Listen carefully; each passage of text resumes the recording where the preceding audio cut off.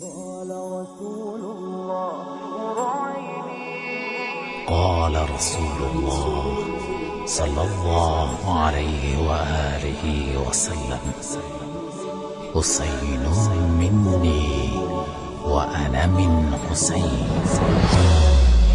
قال رسول الله نور عيني حسين مني أنا من حسيني حسين مني أنا من حسيني حسين مني أنا من حسيني.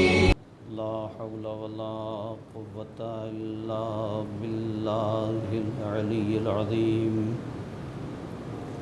أعوذ بالله من الشيطان اللعين الرجيم. بسم الله الرحمن الرحيم.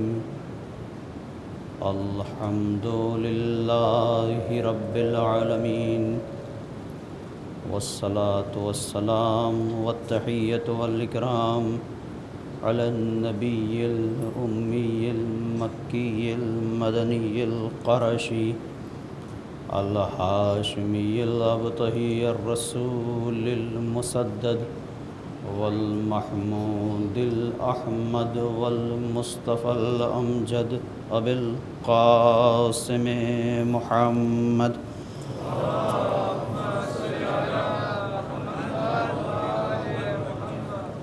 وعلى آله الطيبين الطاهرين المعصومين المظلومين، لا سيما بقية الله الأعظم في الأرضين، ولعنة الله على أعدائهم أجمعين من ليلنا هذا إلى قيام يوم الدين.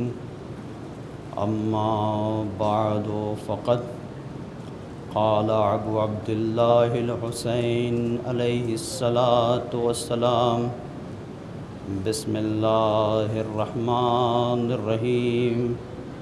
ألا ترون أن الحق لا يعمل به وأن الباطل لا يتناهى عنه ليرغب المؤمن في لقاء ربه حقا حقا، فإني لا أرى الموت إلا سعادة والحياة مع الظالمين إلا برما. صلوات محمد.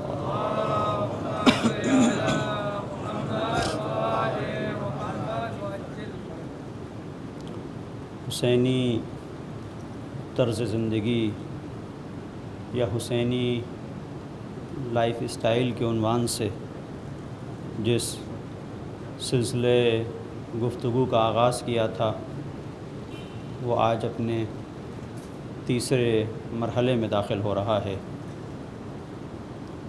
بنیادی طور پر جب یہ سوال ہوتا ہے کہ کس کی زندگی کو نمونۂ عمل بنایا جائے، تو ہر ایک شخص جس سے قلبی طور پر، دلی طور پر جڑا ہوتا ہے، اس کی زندگی کو اپنے سامنے رکھتا ہے. کوئی کسی مثلاً باڈی بلڈر کو اپنے لیے سمجھتا ہے کہ اس کے نقش قدم پر چلنا ہے، چونکہ اس فیلڈ میں اس کو اچھا محسوس ہوتا ہے، ایک خوشی کا احساس ہوتا ہے. کوئی کسی کھلاڑی کو، اور کھیل کے میدان میں بھی مختلف نمونے ہو سکتے ہیں جن کو انسان ایک حد تک زندگی کے ایک حصے تک آئیڈیل کے طور پر دیکھتا ہے، اور پھر ایک زمانہ وہ آتا ہے کہ خود ہی اوب جاتا ہے، کہتا ہے کہ نہیں، یہ وہ نہیں ہے کہ جسے میں اپنی زندگی میں کوئی اہمیت دے سکوں. اہمیت کا بھی پھر قائل نہیں ہوتا ہے.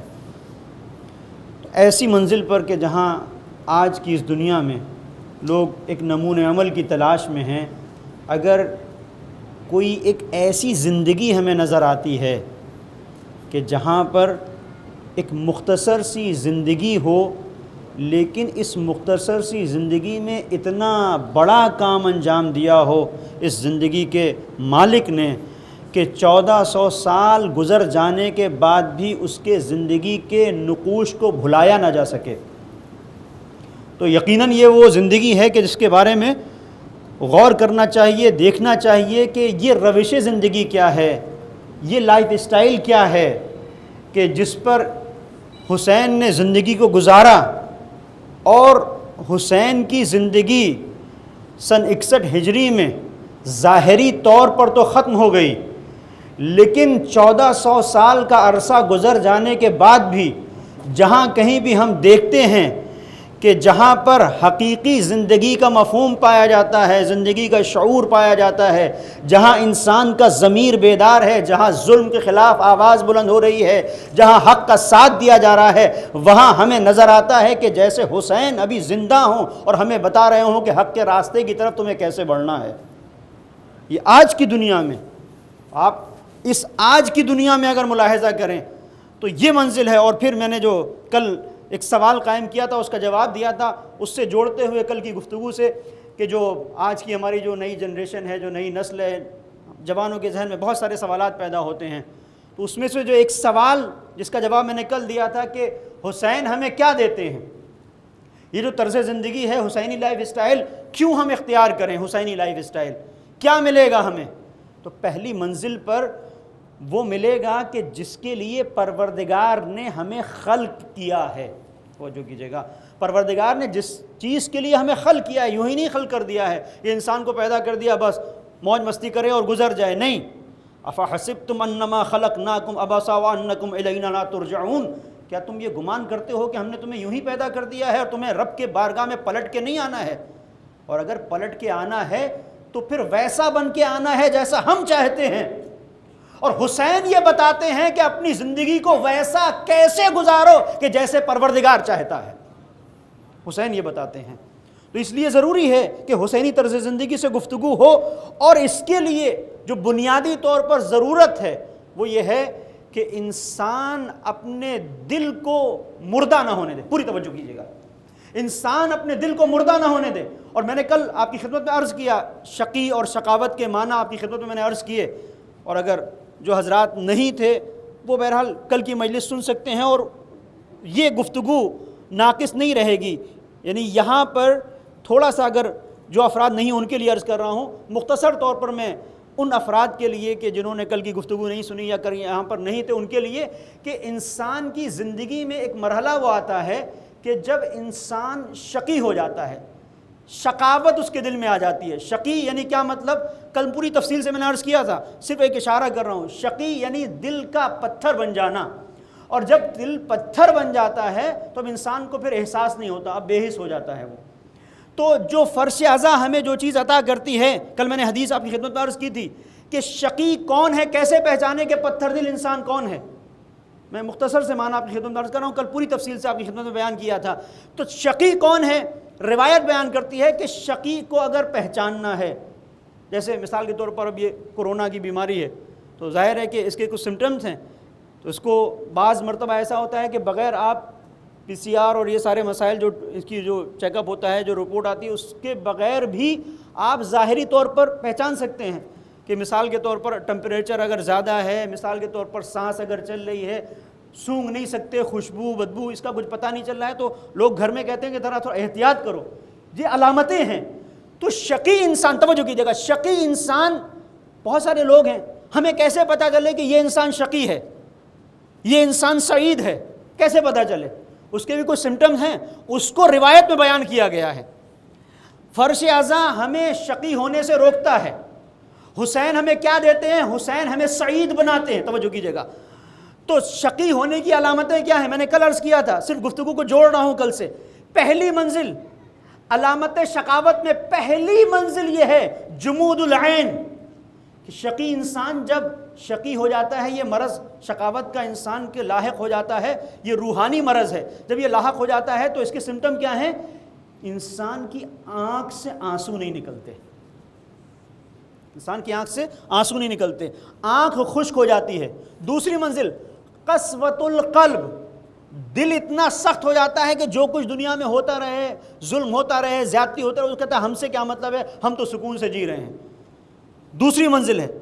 اور اس کے بعد تیسری منزل الاصرار علی الذنب، گناہوں پر انسان اصرار کرنے لگتا ہے، بار بار گناہ کرتا ہے، توبہ کرتا ہے پھر گناہ کرتا ہے، توبہ کرتا ہے پھر گناہ کرتا ہے. اس کا مطلب یہ ہے کہ آپ دیکھیے، اور میں خود بھی دیکھوں، یعنی میں اپنے نفس سے کہوں گا کہ کیا توبہ کرنے کے بعد دوبارہ اگر میں گناہ کر رہا ہوں اور پھر توبہ کرتا ہوں اور پھر گناہ کرتا ہوں تو کہاں ہوں میں، کس جگہ پہ کھڑا ہوں؟ الاصرار علی الذنب، یہ وہ منزل ہے کہ میں دھیرے دھیرے میرا مرض روحانی بڑھ رہا ہے، میں شقی ہو رہا ہوں، میں شقاوت کی طرف جا رہا ہوں. اور اس کے بعد شدت الحرص فی طلب الدنیا، انسان دنیا کی طرف بڑھتا رہتا ہے، شدت اس کے اندر، جیسا جیسا وہ بڑھاپے کی طرف جاتا ہے ویسا ویسا سوچتا ہے ساری دنیا کی نعمتیں اس کے پاس ہوں، وہ آخرت کی طرف نہیں سوچتا. تو یہ وہ علامتیں ہیں جو شقاوت کی علامتیں ہیں. اور یہاں پر دنیا کی بات آ گئی تو میں آپ کی خدمت میں عرض کروں کہ جتنا جتنا انسان دنیا کی طرف جاتا ہے، دنیا اتنا اتنا اس سے بھاگتی ہے. کبھی بھی دنیا کا حصول انسان کو مطمئن نہیں کر سکتا.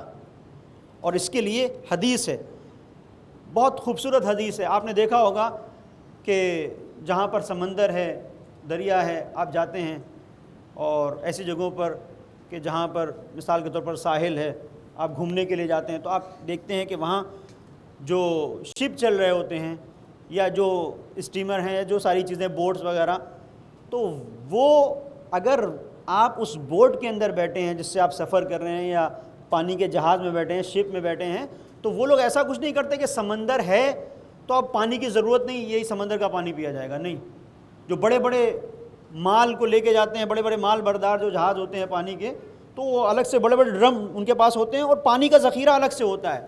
تو آپ کہیں کہ بھائی یہ تو سمندر میں جا رہے ہو تو پانی الگ سے کیوں لے کے جا رہے ہو، یہ کیا حماقت ہے؟ آپ سمندر میں جا رہے ہیں تو پانی کا الگ سے ذخیرہ کرنے کی کیا ضرورت ہے؟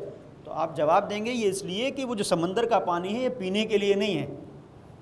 سمندر کا پانی پینے کے لیے نہیں ہے. اگر یہ پانی جو ہم لے کے جا رہے ہیں اگر نہ ہو تو ہم کہیں گے بھائی اتنا سارا سمندر کا پانی ہے، تو جواب دے گا اگر یہ نہ ہو اور ہم سمندر کا پانی پینے لگیں تو ہلاک ہو جائیں گے. توجہ کیجیے گا، پیاس نہیں بجھے گی اور ہلاک ہو جائیں گے. اس کا مطلب کیا ہے کہ انسان سمندر میں رہتے ہوئے اگر وہ جو پینے کا پانی ہے لے کے نہ چلے تو ہلاک ہو جائے گا. اب معصوم کی حدیث ہے، مثل الدنیا کمثل ماء البحر کلما شرب منه العطشان ازداد عطشا حتى يقتله. دنیا کی مثال سمندر کے پانی کی طرح ہے، جتنا جتنا انسان اس پانی کو پیتا جائے گا اتنی اتنی پیاس بڑھتی چلی جائے گی، یہاں تک کہ یہ پانی اسے ہلاک کر دے گا لیکن اس کی پیاس نہیں بجھائے گا. تو سمندر کی جو دنیا کی مثال ہے سمندر کے پانی کی طرح ہے. اور یہاں پر جو انسان شقاوت کی طرف جب قدم آگے بڑھاتا ہے تو شدت الحرص فی طلب الدنیا، دنیا کی طرف شدت پیدا ہو جاتی ہے، یعنی انسان ہلاکت سے نزدیک ہوتا جاتا ہے. اور جو فرش ازاں ہمیں جو ماحول فراہم کرتا ہے، ایک تو ہمیں گناہوں سے روکتا ہے. وہاں پر شقاوت جہاں تھی، اصرار علی الذنب تھا، پہلی منزل کہ جہاں پر دل سخت ہو رہا تھا، دل پتھر ہو رہا تھا، آنکھوں کا خشک ہونا تھا. فرش ازاں ہماری آنکھوں کو تر رکھتی ہے، خشک نہیں ہونے دیتا. فرش ازاں حسین ہماری آنکھوں کو خشک نہیں ہونے دیتے، گناہوں سے روکتے ہیں. آپ دیکھیں کہ کتنے عام ایام میں جو گناہ ہوتے ہیں، کیا ان محرم کے 2 مہینہ 8 دن میں جتنے بھی ایام غم ہیں جس میں ہم غم مناتے ہیں، کیا ہم اسی طرح گناہ کرتے ہیں؟ نہیں کرتے. اس کا مطلب کیا ہے کہ ان ایام میں ایک خاص پروردگار نے ایک خاص عنایت کی ہے کہ تم اپنے اس دل کو جب حسین کے حوالے کر دیتے ہو تو حسین تمہارے دل کے محافظ بن جاتے ہیں. حسین اور کربلا جب محافظ دل بن جائے تو اب انسان گناہ کی طرف اس کے ذہن میں آتا بھی نہیں ہے. تو اب دیکھیں کہ شقاوت سے کس طرح سے یہ فرش ازاں ہمیں روکتی ہے. اور پھر شدت الحرص فی طلب الدنیا، انسان دنیا کی طلب میں بھاگتا ہے، لیکن آپ دیکھیں کہ پروردگار اسباق فراہم کرے اور ہم 40 پر جا سکیں، دوبارہ سے جو سفر عشق ہے وہ انجام پا سکے، تو آپ دیکھیں کہ کتنے لوگ ہیں، کتنا کماتے ہیں، اور کمانے کے بعد جب 40 آتا ہے تو کس طرح سے نجف سے لے کے کربلا تک چپے چپے پر جگہ جگہ ہر ایک منزل پر لوگ جو کچھ ہو سکتا ہے زائرین کی خدمت کے لیے لٹا رہے ہیں، کوئی سوچتا نہیں ہے کہ کتنا خرچ ہو گیا۔ یہ کیا منزل ہے؟ وہاں شدت طلب دنیا تھی، یہاں پر حسین اللہ کی راہ میں خرچ کرنے کو ابھار رہے ہیں۔ یہ فرش عزا ہے۔ ایک صلوات پڑھیں محمد اور آل محمد پر۔ لبیک یا حسین، لبیک یا حسین، حسینیت، حسینیت، نعرہ حیدری۔ تو یہ فرش عزا ہمیں یہ چیز دیتی ہے۔ اب یہاں پر دیکھیں، دل اگر مردہ ہو جائے تو بہت خطرناک ہے۔ دل ایک تو شقی ہو جاتا ہے، قساوت قلب آ جاتی ہے کہ جہاں پر انسان کا دل پتھر ہو رہا ہے، ٹھیک ہے، اس جو پتھر دل ہو رہا ہے اس کا علاج کیا جا سکتا ہے، لیکن اگر دل مردہ ہو گیا، دل مر گیا، تو اب کیا ہے؟ وہ کون سی جگہ ہیں، توجہ کیجئے گا، وہ کون سی جگہ ہیں جہاں پر دل مردہ ہو جاتا ہے؟ 40 یمتن القلب، 4 مقامات وہ ہیں کہ جہاں پر دل مردہ ہو جاتا ہے۔ ان 4 چیزوں کو سمجھنے کی ضرورت ہے۔ اب آپ دیکھیں کہ فرش عزا ہمارے ساتھ کیا کرتا ہے۔ یہ جو سوال ہے کہ حسین ہمیں کیا دیتے ہیں، یہ دیکھیں کہ حسین ہمیں حقیقی زندگی گزارنے کا طریقہ سکھاتے ہیں، اس لیے کہ حسین ہمارے دل کو مرنے نہیں دیتے۔ حسین اس دل کو مرنے نہیں دیتے۔ 40 یمتن القلب، 4 چیزیں دل کو مردہ کر دیتی ہیں۔ پہلی، الذنب علی الذنب، گناہ کے اوپر گناہ، کہ جہاں پر انسان کو احساس نہ ہو کہ وہ کیا کر رہا ہے۔ ایک گناہ کیا، پھر دوسرا گناہ، پھر معافی، پھر توبہ، پھر گناہ، اب نہیں کریں گے، مولا تیری بارگاہ میں اب یہ دعا ہے، اس کے بعد پھر توڑ دیتا ہے اپنے عہد کو۔ الذنب علی الذنب، یہ انسان کے دل کو مار دینے کا سبب ہے۔ جب یہ کثرت کے ساتھ ایسا ہوتا ہے، ایک منزل وہ آتی ہے کہ پھر انسان پورے گناہوں کے دلدل میں دھس جاتا ہے، اسے احساس بھی نہیں ہوتا کہ وہ کیا کر رہا ہے، پھر احساس نہیں ہوتا، وہ جانور بن جاتا ہے، پھر وہ انسان نہیں رہتا، پھر وہ حیوان بن جاتا ہے۔ بل ہم اضل، بلکہ قرآن کہتا ہے کہ حیوان سے بھی بدتر ہو جاتا ہے۔ اولئک کالانعام بل ہم اضل اولئک هم الغافلون، یہ قرآن کی آیت ہے کہ یہ وہ افراد ہیں کہ جو غافل ہو جاتے ہیں، پھر اب یہ سب کچھ بھول جاتے ہیں۔ تو پہلی منزل اصرار الذنب علی الذنب، گناہ کے اوپر گناہ۔ دوسری منزل کثرت مناقشتہن للنساء، ای روایت کے جو تفسیر ہے ای متصادتہن، ای متصادتہن، یعنی ایک منزل وہ آتی ہے کہ جب ایک انسان جب گفتگو کرتا ہے تو اپنے دوستوں سے، بھائیوں سے، توجہ کیجئے گا اس پر، یہ آج کا مسئلہ ہے، اپنے دوستوں سے، بھائیوں سے، باپ سے، ماں سے گفتگو، اس میں مزہ نہیں آتا اس کو، وہ تلاش کرتا ہے کہ کوئی، اب یہ میں بہت ہی احتیاط کے ساتھ آپ کی خدمت میں عرض کر رہا ہوں، اس پر آپ خود غور کریں گے تو پہنچیں گے، تو اب وہ ڈھونڈتا ہے کہ کوئی فیمیل ملے تو اس سے ہم بات کریں، توجہ کیجئے گا، کثرت مناقشتہن للنساء، یہ حدیث ہے، کسی عام انسان کی بات نہیں ہے۔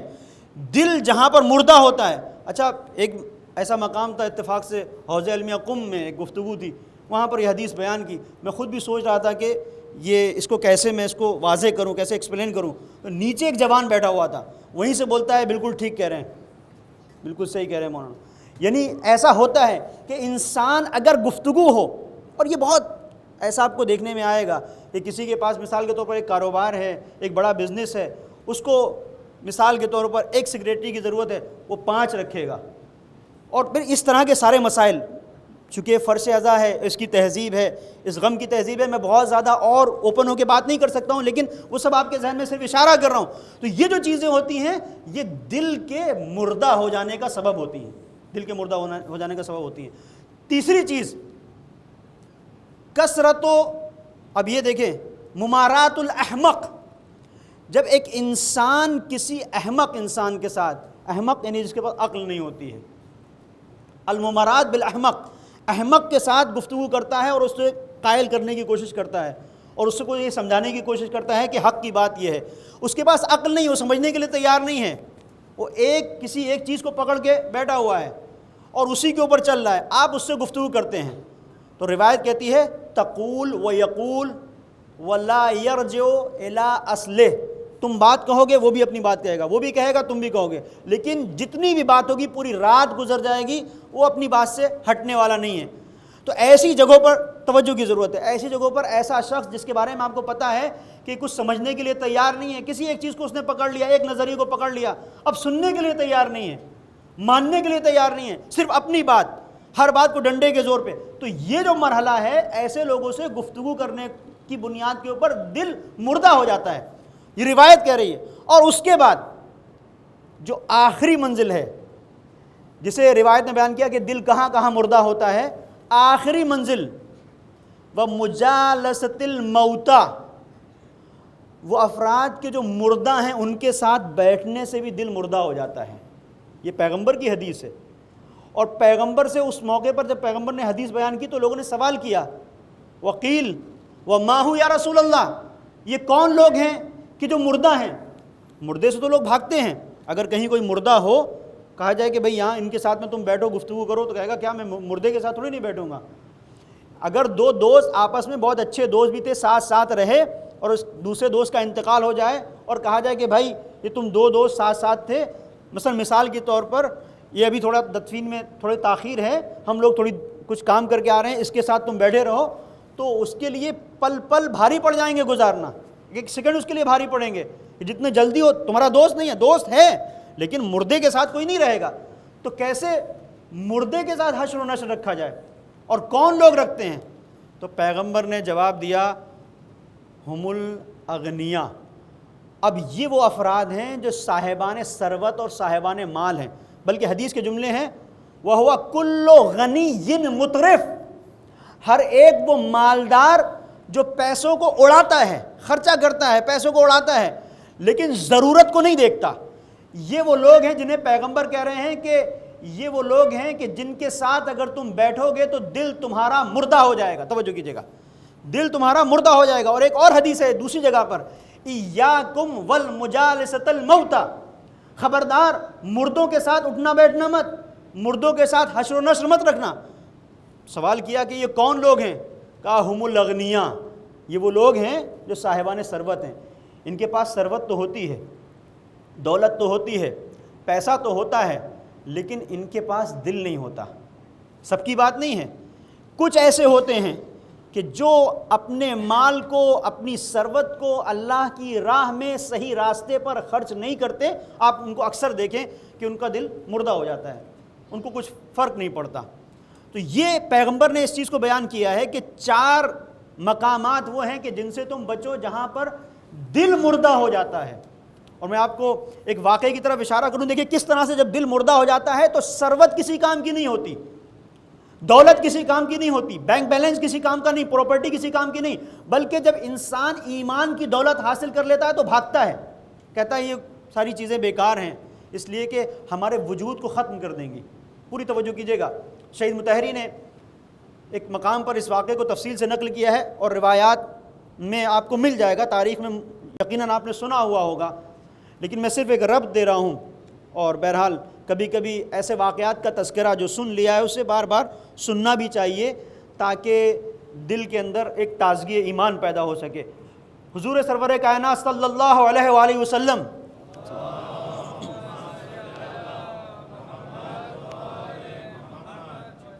مسجد میں تشریف فرما ہے اور کچھ لوگ ہیں جو بیٹھے ہوئے ہیں حضور کے ساتھ، اور بڑے بڑے وہاں پر غنی، بڑے بڑے مالدار لوگ جو اس دور کے ملینر ہیں، بلینر ہیں، وہ جو بھی اس دور کی جو بھی ہوتی ہو ظاہری طور پر پیسے کی بنیاد کے اوپر بننے والی ساکھ جنہیں شیوخ کہا جاتا ہے. اور ایسے آج بھی آپ دیکھ سکتے ہیں کہ اس دنیا میں بہت سارے ایسے لوگ ہیں جو صرف اپنے بارے میں سوچتے ہیں، نہ جانے کتنی مثلا انگوٹھیاں پہنے ہوئے اور نہ جانے کتنے گلے میں ہار ڈالے ہوئے، یہ سارے مسائل، اور بہترین کپڑا، بہترین لباس، اور لباس کہیں ادھر ادھر نہ ہو جائے.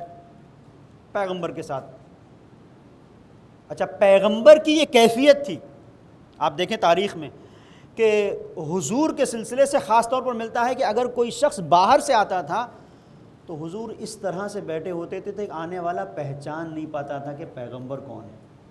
اس طرح سے بیٹھتے تھے دائرے وار کہ پیغمبر کون ہے ان میں، مگر یہ کہ گفتگو کرے، مگر یہ کہ پہچانتا ہو پہلے سے، یا کوئی بتائے کہ یہ پیغمبر ہے. سادہ انداز تھا پیغمبر کا، سادگی کو پسند کرتے تھے. بہت بڑے عمرا، شیوخ، مالدار لوگ بیٹھے ہوئے تھے. ایک غریب شخص داخل ہوا. اب بالکل ایسے ہی ہے، مثلا ہم مجلس یہاں پر ہو رہی ہے خطاب، ایک بہت ہی پھٹے ہوئے لباس پہنے کوئی شخص داخل ہو جاتا ہے. تو اب یہاں سے ہم سوچیں کہ کتنا ہمارا دل زندہ ہے اور کتنا مردہ ہے خود، کہ اس کو دیکھنے کے بعد کیا ہمارے ذہن میں آتا ہے، کہاں سے آ گیا، یہاں پر آ رہا ہے، عجیب ہے، یہ سارے مسائل. اور اگر کسی کو ہم ایسا دیکھتے ہیں کہ جو بہترین لباس میں ہے تو ہم سوچتے ہیں کہ ہاں چلیں یہ بڑا اچھا انسان ہے. اگر معیار اچھائی کا اور برائی کا یہ ہے تو اس کو ایک عالم دین نے بڑی خوبصورت انداز میں بیان کیا ہے کہ جب آپ کو اگر یہ دیکھنا ہے کہ کتنا آپ کے وجود کے اندر ایمان پایا جاتا ہے تو دیکھیں کوئی ایک انسان چھوٹی سی گاڑی سے اترا، اس کو آپ نے سلام کیا کہ نہیں کیا، لیکن ایک بڑی سی گاڑی اس نے دروازہ جیسے ہی کھولا تو آپ نے فوراً اس کی طرف دیکھ کے سلام کیا. تو یہ جو مرحلہ ہے یہ ہمیں بتاتا ہے کہ ہم کہاں پر ہیں. یہ میزان ہے، یہ معیار ہے. حضور کی خدمت میں وہ شخص حاضر ہوا جو ایک غریب انسان تھا. آ کے جہاں پہ اسے جگہ ملی وہاں پر اس نے بیٹھنے کی کوشش کی. تو یہ جو اس دور کا لباس تھا، آج بھی آپ دیکھتے ہوں گے کہ عرب کا جو لباس ہے بڑا کشادہ ہوا کرتا تھا، پھیلا ہوا. تو وائٹ لباس، سفید لباس بہت بہترین طریقے سے اس نے دھو کے پہنا، بہرحال معطر عطر لگایا ہوا. تو اس نے دیکھا کہ ایک غریب انسان میرے پاس آ کے بیٹھ رہا ہے تو اس نے کھسکایا اپنے آپ کو، کنارے کیا، اور کنارے کر کے تھوڑا سا کوشش کی کہ اس سے بچے، کہ اس سے اس کا بدن، اس کا لباس ٹچ نہ ہو. توجہ کیجیے گا. تو یہاں پر جیسے ہی پیغمبر نے دیکھا تو اس کو دیکھ کے پیغمبر نے متوجہ ہو کے کہا کہ کیوں بھائی، یہ تم اس طرح سے جو بچ رہے ہو، کیا یہ جو غریب شخص آیا ہے اس کی غریبی تمہیں لگ گئی، یا اس سے تم متاثر ہو گئے، تمہارا اکاؤنٹ، میں اپنی زبان میں کہہ رہا ہوں، مائنس ہو گیا، بینک بیلنس گیا تمہارا، اڑ گیا سب، صرف اس بنیاد کے اوپر کہ یہ تمہارے ساتھ آگے بیٹھ گیا ہے. کیا ہوا؟ اس کی غریبی تم تک پہنچ گئی. اب جب پیغمبر نے اس انداز سے کہا وہ متوجہ ہوا. یہ اچھا پیغمبر کی بزم میں ہے، متوجہ ہو گیا. توجہ کیجیے گا، جو میں نے آپ کی خدمت میں عرض کیا ہے کہ کبھی کبھی مال، دولت، ثروت اس کی کوئی اہمیت نہیں ہوتی ہے. جہاں ایمان کی طاقت آ جاتی ہے یہاں ساری چیزوں کی کوئی حیثیت نہیں. ابھی آپ کی خدمت میں عرض کر رہا ہوں کیسے متوجہ ہوتا ہے. یا رسول اللہ، آپ نے صحیح فرمایا، یہ جو دین ہے جو آپ نے دیا ہے، جو دینی تعلیمات ہیں، میں نے اس کے خلاف عمل کیا ہے اور مجھے ایسا نہیں کرنا چاہیے تھا. یقیناً اس کی غربت مجھے نہیں لگی. یعنی اگر یہ غریب ہے تو میرے ذہن میں یہ بات آنی چاہیے کہ اسے کیسے اوپر اٹھاؤں، نہ یہ کہ اس سے بھاگوں، نہ یہ کہ اس سے فرار کروں. یہ تو نہیں ہونا چاہیے، غلط ہے. تو پیغمبر میں معافی چاہتا ہوں. پیغمبر نے کہا بہرحال مجھ سے کیا معافی، جس کے ساتھ تم نے یہ کیا ہے. کہ یا رسول اللہ ایک اور چیز، بہت دولت ہے میرے پاس، توجہ کیجیے گا، بہت دولت ہے میرے پاس، بہت پیسہ ہے، میں چاہتا ہوں اپنی آدھی دولت، یہ جو غریب شخص ہے کہ جو آیا اور میں نے اپنا دامن بچا لیا اور اس کی میں نے بے احترامی کی، اس کی بے عزتی ہوئی، جس کی بنیاد کے اوپر آپ کو بھی ناگوار گزرا، تو میں چاہتا ہوں اپنی آدھی دولت اس کے حوالے کر دوں، آدھی دولت اس کے حوالے کر دوں. تو حضور سرور کائنات فرماتے ہیں کہ یہ تم مجھ سے کیا کرو، اس سے پوچھو، تمہیں دولت اس کو دینا ہے، جو بھی مال ایسے دینا ہے اس سے پوچھو. کیا بھائی تم کیا کہتے ہو؟ کہتا ہے یا رسول اللہ مجھے اس کی دولت نہیں چاہیے، مجھے اس کی دولت نہیں چاہیے. دیکھیں جب ایمان کی طاقت آتی ہے تو دولت، دنیا، یہ ساری چیزیں نہیں ہوتی. جہاں دل زندہ ہوتا ہے وہاں انسان ان چیزوں سے بھاگتا ہے جو ظاہری طور پر تو زندگی کی علامت ہے لیکن حقیقت میں موت ہے. انسان بھاگتا ہے. کہا مجھے نہیں چاہیے. کہا سوال کیوں نہیں چاہیے؟ کہا میں اس دن سے ڈرتا ہوں کہ اس کی دولت لے لینے کے بعد میرے وجود کے اندر اتنی اکڑ پیدا ہو جائے کہ اگر کوئی غریب انسان آئے تو میں بھی اس سے اپنا دامن بچا لوں. میں ایسا نہیں کرنا چاہتا، میں اس سے بچنا چاہتا ہوں، میں ایسا کام نہیں کرنا چاہتا. اس کا مطلب یہ ہے کہ یہ سارے وہ مراحل ہیں کہ جو انسان کی زندگی میں آ سکتے ہیں. اتنی گفتگو میں نے کیوں کی؟ کہ 4 چیزیں جو انسان کے دل کی حیات کو ختم کر دیتی ہیں، مردگی کا سبب ہیں، انسان کے دل کو مردہ کر دیتی ہیں، یہ 4 چیزیں. اس لیے کہ ان 4 چیزوں سے بیک وقت جہاں پر مقابلہ ہوتا ہے اسے مکتب حسینیت کہتے ہیں. یہاں پر آنے کے بعد انسان نہ گناہ پہ گناہ کرتا ہے، یہاں پہ آنے کے بعد نہ انسان تلاش کرتا ہے کہ کوئی فیمیل ملے اس سے گفتگو ہو، نہیں، یہاں پہ اس کی گفتگو ہوتی ہے حسین سے، یہاں پہ اس کی گفتگو ہوتی ہے سید سجاد سے، یہاں پہ اس کی گفتگو ہوتی ہے شہدائے کربلا سے. اور اگر آگے نہ جائے تو کم سے کم یہاں پر رہتا ہے کہ اس کی گفتگو ہوتی ہے اپنے برادران ایمانی سے. پوری توجہ کیجئے گا، برادران ایمانی سے. اور یہ وہ منزل ہے کہ جہاں پر سوال یہ پیدا ہوتا ہے کہ دل اگر مردہ ہو جائے تو اسے زندہ کیسے کیا جائے، زندہ ہو سکتا ہے کہ نہیں؟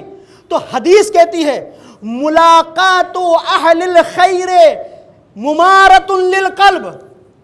اگر آپ اہل خیر سے ملیں، اچھے لوگوں سے ملیں، اچھے لوگوں کے ساتھ حشر و نشر کریں تو یہ دل کے زندہ ہونے کا سبب ہے. توجہ کیجئے گا، اہل خیر کہاں ہے؟ پوری توجہ کیجئے گا، اہل خیر جہاں پر بھی اہل خیر ہوں ان کے ساتھ اگر انسان حشر و نشر کرے تو یہ دل زندہ ہوتا ہے. اب ایک منزل ہے کہ یہ خیر کیا ہے، کون اہل خیر ہے. پوری توجہ کیجئے گا، کون اہل خیر ہے، ہم کیسے پہچانے کہ اس کے پاس خیر پایا جاتا ہے؟ حدیث صادق آل محمد نے آ کے سہارا دیا، من اراد اللہ بہ الخیر قذف فی قلبہ حب الحسین و حب زیارتہ.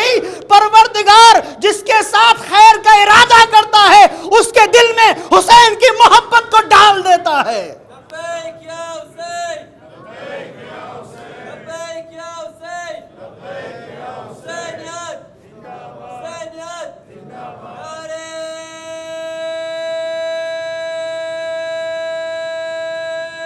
حیدری، نعرہ صلوات.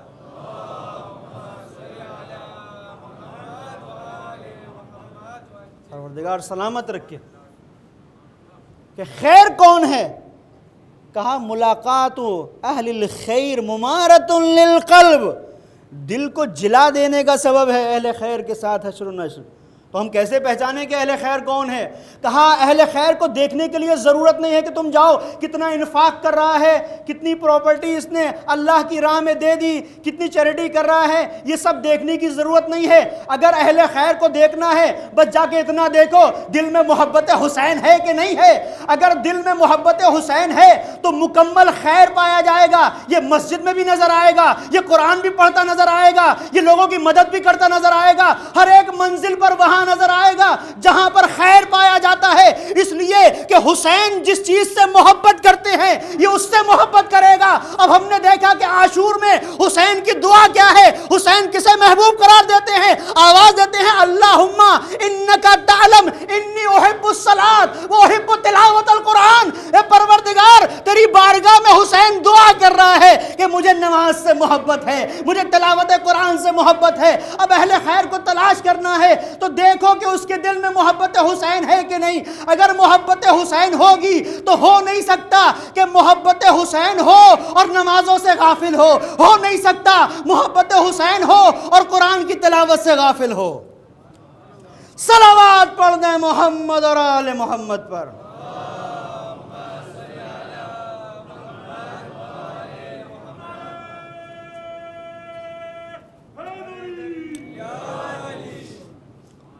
ایک اور صلوات پڑھیں محمد اور آل محمد پر.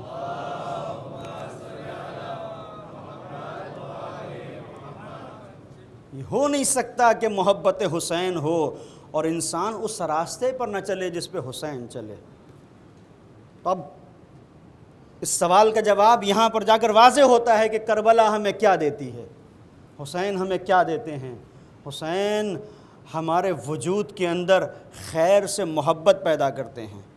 اور پروردگار من اراد اللہ بہ الخیر، جس کے ساتھ بھی خیر کا ارادہ کرتا ہے، من اراد اللہ بہ قذف فی قلبہ حب الحسین و حب زیارتہ. پھر پروردگار اس کے دل میں حسین کی محبت کو ڈال دیتا ہے اور حسین کی زیارت کی محبت کو ڈال دیتا ہے۔ اور یہاں پر ایک گفتگو ہے جو انشاءاللہ میں کل، کہ یہ جو لفظ استعمال ہوا ہے قذفا، نہیں کہا جعلا، نہیں کہا وضع، جو عربی میں، عربی لٹریچر سے جو واقف ہیں وہ جانتے ہیں کہ مختلف الفاظ ہیں جو استعمال ہوتے ہیں۔ جعلا یعنی قرار دینا، وضع یعنی رکھنا، یہ نہیں کہا۔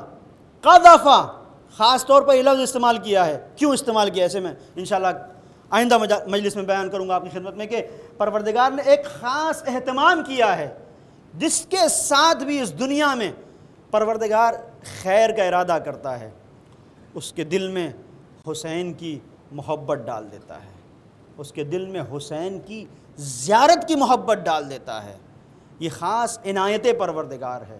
تو یہ فرش عزا جس میں ہم آتے ہیں تو محبت امام حسین علیہ السلام میں اضافہ ہوتا ہے، تو جتنا جتنا اس محبت میں اضافہ ہوتا ہے اتنا اتنا انسان خیر کی طرف بڑھتا ہے، اور جتنا جتنا خیر کی طرف بڑھتا ہے اتنا اتنا اپنے آپ کو شقاوت سے دور کرتا ہے، اور جب انسان اپنے آپ کو شقاوت سے دور کرتا ہے تو اس کا دل زندہ رہتا ہے، اور جو یہ دل زندہ رہتا ہے تو علامت زندگی اس کے وجود کے اندر پائی جائے۔ دل اگر مردہ ہو جائے، مر جائے دل، تو ظاہر ہے کہ پھر نہ ہاتھ کام کرتے ہیں، نہ آنکھیں کام کرتی ہیں، نہ پیر کام کرتا ہے۔ اگر انسان کا ہارٹ فیل ہو جائے تو ظاہر ہے کچھ بھی نہیں، کیوں؟ اس لیے کہ مرکز یہ دل ہے۔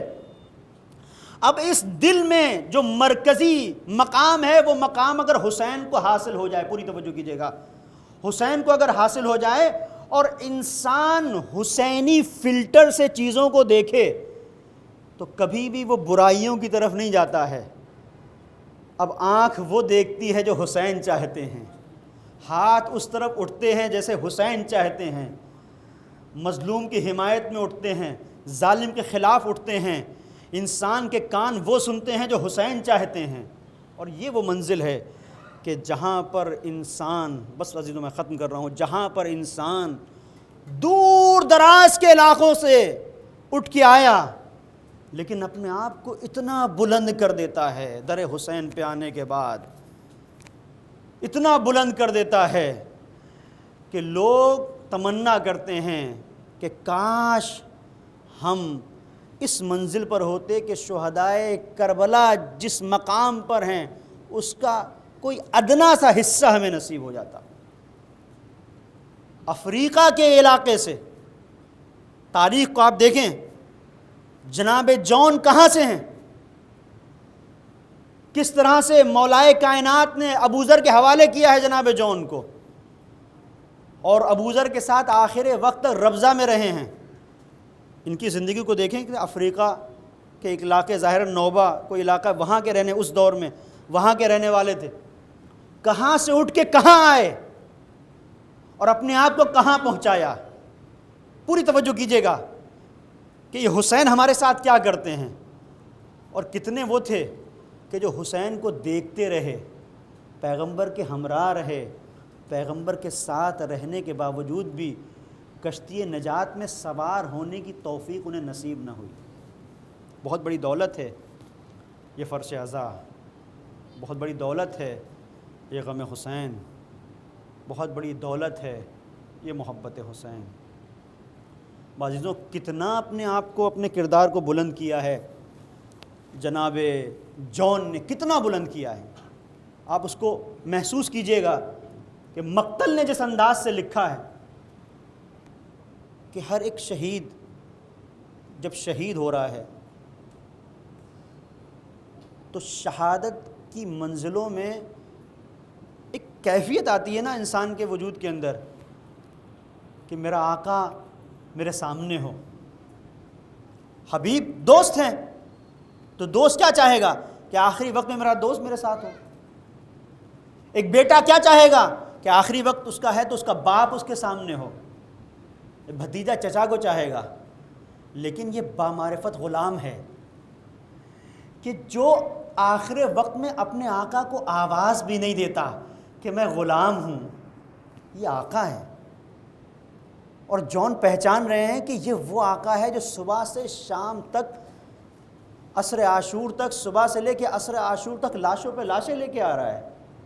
اس اپنے آقا کو کیسے پکاریں، چونکہ معرفت پائی جاتی ہے۔ اور عزیزو یہی معرفت ہے کہ جو جان کو لے کے آتی ہے، کب؟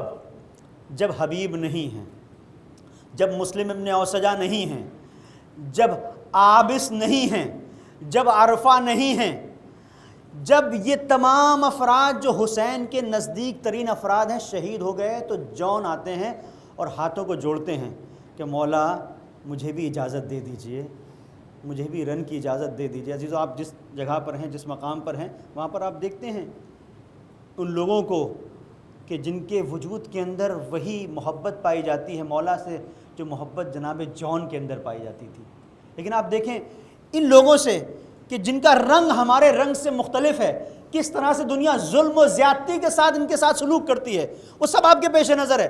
اور یہ حسینی طرز زندگی ہے کہ جو جناب جون کو جس مقام پہ لے کے جا رہی ہے، دنیا میں کسی نے وہ مقام کسی ایسے فرد کو نہیں دیا کہ جس کا رنگ سیاہ ہو۔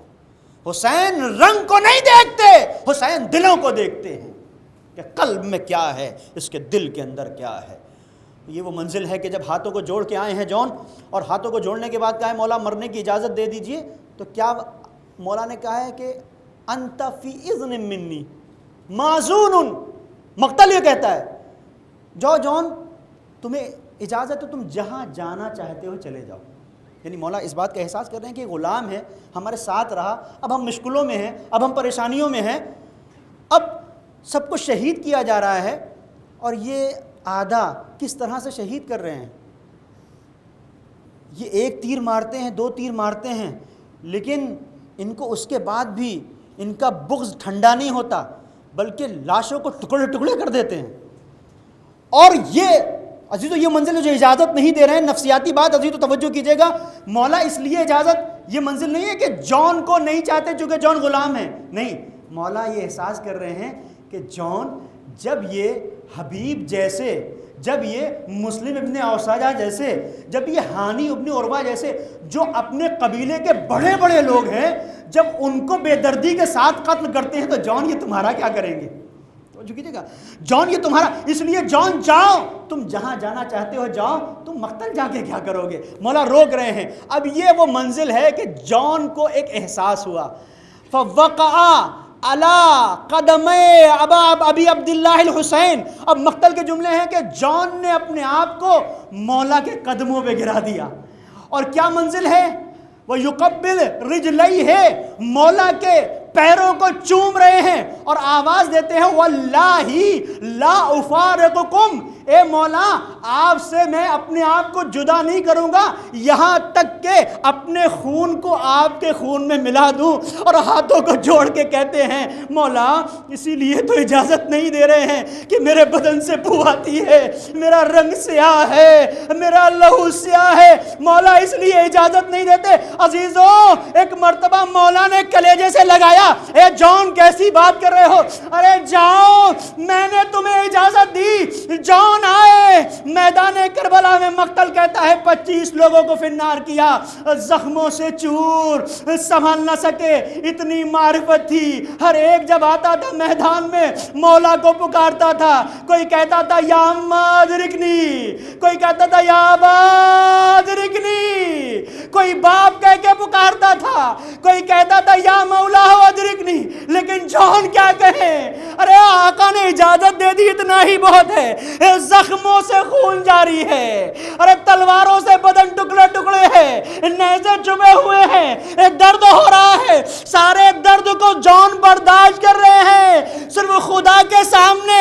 اے میرے پروردگار کہیں ایسا نہ ہو کہ شدت درد میں اپنے آقا کو پکار لوں۔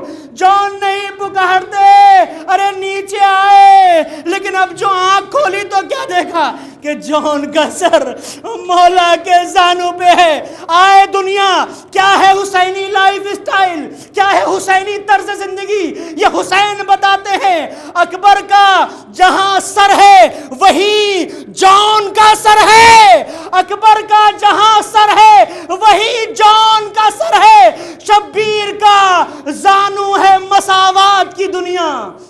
حسین نے بتایا کہ حسین کس طرح سے مساوات کرتے ہیں، حسین نے بتایا حسینیت کی زندگی، حسینی طرز زندگی کیسا ہوتا ہے۔ اب مقتل کے جملے سنو عزیزوں۔ ایک مرتبہ جان نے محسوس کیا کہ میرا سر کسی کے زانو پہ ہے، دیکھا، مقتل کے جملے ہیں، فتبسم، مسکراہٹ آئی، مسکراہٹ دیکھی، مولا نے جان کو اپنے کلیجے سے لگا لیا، جان کے گلے سے خون جاری ہے، جان کے سینے سے خون جاری ہے، جان کے ماتھے سے خون جاری ہے، پورا چہرہ خون آلود ہے۔ اور عزیزو کیا کیا حسین نے؟ عزیزو تڑپ جاؤ گے، وہ کام کیا جو شہدائے کربلا میں کسی کے ساتھ نہ کیا۔ وضع خدہ علی خدہ، اپنے رخسارے کو لیا، جان کے رخسارے پہ رکھ دیا، وہ جان کے رخسارے پہ رکھ کے صرف اتنا نہیں، یا علی اکبر کے ساتھ کیا ہے۔ لیکن جب علی اکبر نے آواز دی تھی علیکم منی السلام، حسین پہنچے تھے، ارے علی اکبر کے سینے میں برچی کا پھل تھا، حسین نے نکالا تھا، اور جیسے ہی برچی کا پھل نکالا علی اکبر نے ایڑیاں رگڑی، ارے دم توڑ دیا۔ حسین نے کڑیل زبان کو کلیجے سے لگایا، اور مقتل کہتا ہے وضع خدہ علی خدہ، اپنے رخسارے کو علی اکبر کے رخسارے پر رکھ دیا، یہ بیٹے کے ساتھ۔ اور اس کے بعد مقتل میں کہیں نہیں ملتا، ہاں ایک غلام، حبشی غلام، افریقہ کا رہنے والا، جتنے اپنے آپ کو پاکیزہ بنا لیا، مولا نے اپنے رخسارے کو اس کے رخسار پر رکھ دیا، ایک دعا کی، اللہم طیب ریحا وبید وجہا وحشرہ مع الابرار۔ اے میرے پروردگار، ارے جان کے سیاہ چہرے کو سفیدی میں بدل دے، اس کی خوشبو کو معطر کر دے، اے پروردگار اس کا شمار ارے ابرار کے ساتھ کرنا۔ یہ دعا مولا نے کی۔ بعضیزو آخری جملے سے تمام کر دی میں نے۔ 13 محرم کو جب لاشائے شہداء پڑے ہیں، ہر طرف بکھرے ہوئے لاشیں ہیں، کوئی نہیں، ارے بنی اسد جب آئے تو کیا دیکھتے ہیں؟ ایک لاش ہے جس سے نور ساطع ہو رہا ہے، پوری فضا میں ایک خوشبو ہے، ارے سوچ رہے ہیں، حیران ہے کس کی لاش ہے، ارے نہ جانے کون ہے۔ اب سمجھ میں نہیں آتا کہ کیسے دفن کریں، آقا کی لاشیں کون سی ہیں، غلاموں کی لاشیں کون سی ہیں، بنی ہاشم سے متعلق افراد کون ہیں، اصحاب امام حسین کون ہیں۔ سوچ رہے تھے کہ اتنے میں دیکھا ایک سوار آیا، ارے بنی اسد کیا کر رہے ہو؟ آئے ہیں ان لاشوں کو دفنانے کے لیے، تو کیوں نہیں دفناتے؟ آقا پتہ نہیں کس کی کون سی لاش ہے، گھوڑوں کی ٹاپوں سے پامال لاش ہے۔ آنے والے سوار نے آواز دی، آؤ میرے ساتھ آؤ، آؤ یہ حبیب کی لاش ہے، یہ مسلم ابن اوسجہ، یہ زہیر، یہ سعید، یہ ابو سمامہ سیدابی اسدی۔ اور پھر ایک لاش پہ پہنچے، اے آقا یہ کس شہزادے کی لاش ہے؟ ارے جس سے پوری فضا میں خوشبو۔ آواز دی، یہ میرے بابا کے غلام، ارے جان کی لاش ہے، کسی کی لاش سے خوشبو نہیں، جان کی لاش سے۔ آواز دی، یہ اس دعا کا اثر ہے جو مولا نے کی تھی، اللہم بید وجہا وطیب روحا وحشرہ مع الابرار وسيعلم الذين ظلموا أي منقلب ينقلبون إنا لله وإنا إليه راجعون۔ پروردگار واسطہ محمد و آل محمد کا ہماری اس مختصر سی عزا کو اپنی بارگاہ میں قبول فرما۔ میرے مالک تجھے واسطہ محمد و آل محمد کا جہاں جہاں بھی شیعہ حیدر کرار ہیں ان کی جان، مال، عزت اور آبرو کی حفاظت فرما۔ میرے پروردگار تجھے واسطہ محمد و آل محمد کا اس وبا کے سائے کو اس دنیا سے دور فرما۔ پروردگار واسطہ محمد و آل محمد کا جو مومنین اور مومنات کرام جہاں جہاں پر بھی عاشقان حیدر کرار ہیں، اگر اس وبا میں گرفتار ہو گئے پروردگار، اگر وہ بیمار ہیں، ان کو شفائے کامل اور عاجل عنایت فرما۔ پروردگار واسطہ محمد و آل محمد کا ہمیں شعور حیات، شعور بندگی عنایت فرما۔ میرے مالک تجھے واسطہ محمد و آل محمد کا مراجع کرام، علماء اعظام کا سایہ ہمارے سروں پر قائم و دائم رکھ۔ پروردگار واسطہ محمد و آل محمد کا ہمیں جناب جون کی معرفت عطا فرما۔ میرے پروردگار تجھے واسطہ محمد وال محمد کا ہمیں پیغام حسینی کو سمجھنے اور سمجھ کر اسے عام کرنے کی توفیق عنایت فرما۔ میرے مالک تجھے واسطہ محمد وال محمد کا نظام اسلامی کی حفاظت فرما۔ پروردگار واسطہ محمد وال محمد کا امام زمانہ کے ظہور میں تعجیل فرما، ہمیں ان کے اعوان و انصار میں شمار فرما۔ ربنا تقبل منا انک انت السمیع العلیم۔